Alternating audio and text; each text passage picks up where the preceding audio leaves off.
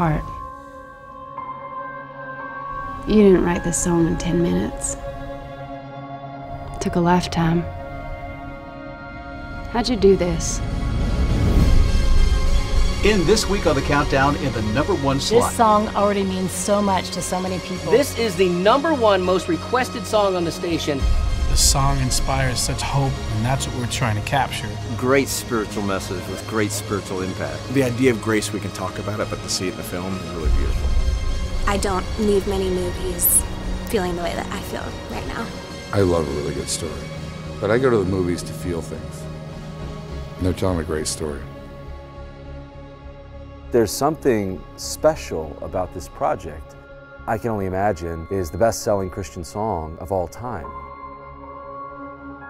But no one knows the story behind the song. The most exciting thing I'm looking forward to is those that never heard of the story. We were just amazed that it hadn't been told and that we were the ones that got to tell it. This song that really touched the world, it was written by this kid from Texas named Bart Miller.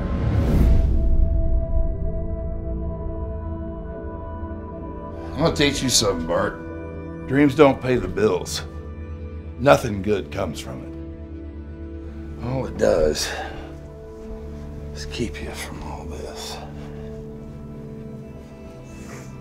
From knowing what's real.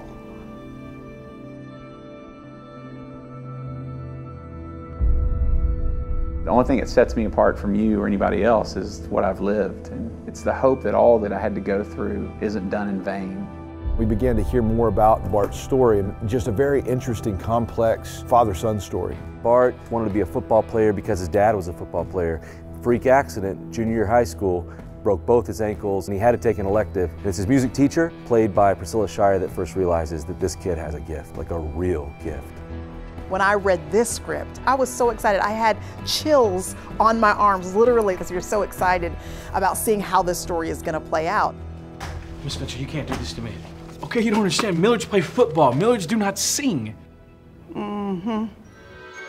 Oh, what a beautiful morning. More and more, Bart realizes that he loves music, but it creates tension with his dad, because his dad doesn't understand it, dad doesn't believe in it, and this guy with this huge personality and this huge sense of humor, you know, had a tough life at home.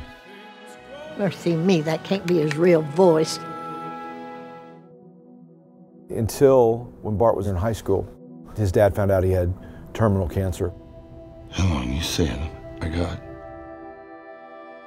His kind of dying wish was to reconcile with his son. I want to make things right with you and me. It's very uplifting about how one can really have a complete change in one's heart and how much you can move the earth with that. That doesn't happen very often. It's all about the redemption quality of the whole thing. It's the fact that if the gospel can change that dude, it can change anybody. So much so that to this day, that's all my life is about. It's because of what happened to my father. Finally, he sat down and one day he wrote a song for his father. And then that song went on to be what we all know it as. People love this song. People feel this rush of hope when they hear this song. And that's what we want this movie to be, to give people hope. It's interesting, it's compelling, it's real, you know.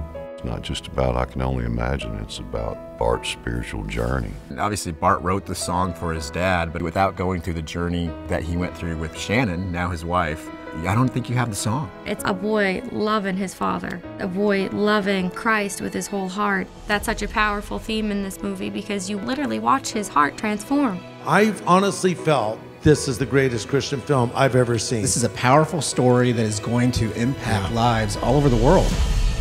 My dad was a monster, and I saw God transform him from a man that I hated into the man I wanted to become.